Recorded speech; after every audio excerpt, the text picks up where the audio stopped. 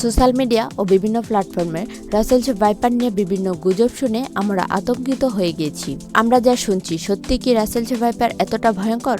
আসুন তা জেনে নেই। সোশ্যাল মিডিয়ায় বলা হচ্ছে একেবারে 60 থেকে 70টি বাচ্চা প্রসব করে এই সাপ। তবে গবেষকদের গবেষণায় দেখা যায় এটি একদমই বানোয়াট একটি কথা। গবেষকরা এটিও বলেছেন তেড়ে এসে কামড়াচ্ছে, এটি অনেকাংশেই মিথ্যা কথা।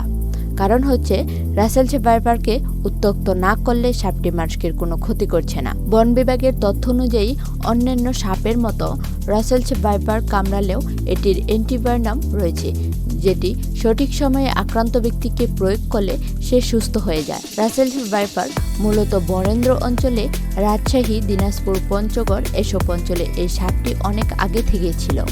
বর্তমানে পদ্মা নদী ও তার শাখা নদী এটি ধরে সাপের ডাউনস্ট্রিমে যাচ্ছে। তাই আতঙ্কিত না হয়ে সচেতন হন এবং এই ভিডিওটি সচেতনতার উদ্দেশ্যে শেয়ার করে ছড়িয়ে দিন।